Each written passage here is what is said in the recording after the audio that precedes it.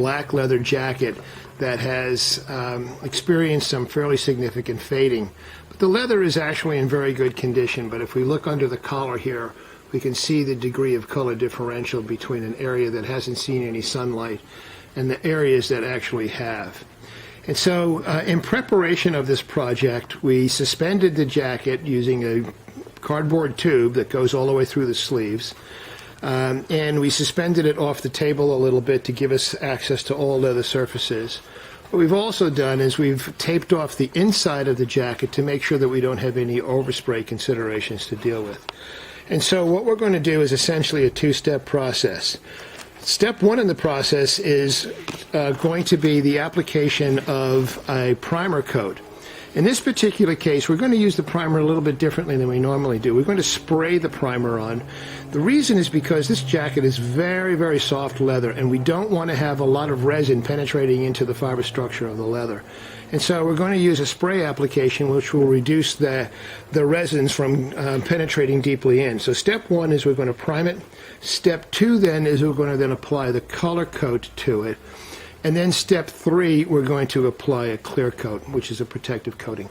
And so Josh has got the airbrush in his hand, and we're going to demonstrate the application of the primer coat as the first step in the process.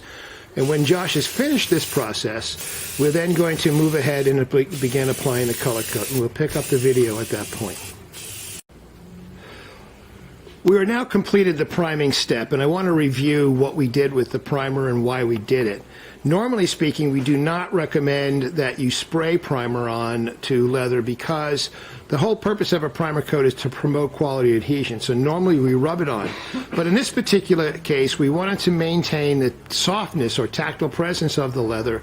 And so consequently, we used a spray-in process that doesn't have the primer dive deep into the fiber structure of the leather. So now we're on to the next step, and the next step is the color application. And so Josh is now going to begin using an airbrush to apply color. And we're going to see him begin the process, and we can see as he does that we're getting a fairly even distribution of the color, and you can see that color differential between the area that he's working and the area that he hasn't. We'll pick this video up when he's completed this first phase of the color approach, and then we'll continue from there. So now we've finished the color step, and the next step in the process is to apply the protective clear coat. We're going to be applying a satin as our clear coat, and we're pleased with the way this feels. So we've been able to accomplish our goal where the leather continues to have a nice supple feel to it. And now in order to lock this color in, we're going to put the clear coat on. It's also going to give this jacket some protective some protection against the elements, rain, that kind of thing. And so we've decided to use a satin, which is sort of a mid-sheen, and we'll show what this looks like after we're finished. But of course, go ahead, Josh, and let's see how this works. So what we're using is a small airbrush. This is called a Badger airbrush, and we can create a kit that has this same exact system that, of course, a consumer could use, or we could create the kit in such a way that the consumer would actually rub the color on. Because we wanted to have as minimal effect on the feel of the leather, we chose to use the airbrushing process, and I think from a professional point of view, that makes all the sense in the world. But if you don't have the capability or desire to use an airbrush, well then we certainly can produce a kit that is a rub-based system.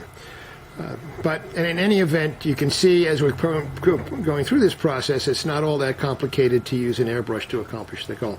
So carry on, Josh, and we'll take a look at this when we're all done.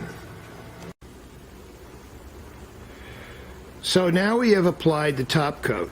So let me review process. The first thing we did was prime the leather, which promotes quality adhesion of the color coat.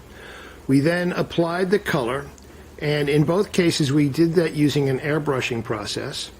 And then finally we applied a clear coat, which is a protective coating that gives the jacket both its sheen as well as a degree of moisture resistance.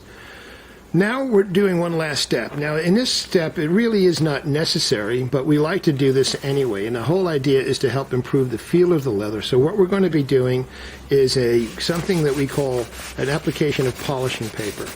Polishing paper is a very, very, very low grit sanding tool that is used predominantly for sanding gems and things of this nature. And the idea is any residual grittiness that may have been on the leather as a result of color drying on the way to the leather from the airbrush is resolved with this polishing paper. Once this is done, we're going to let everything sit for 3 days to allow the whole color coat to cure up fully. But we've just done a tape test on it, and the color is solid. So we're essentially done. And if you want to know more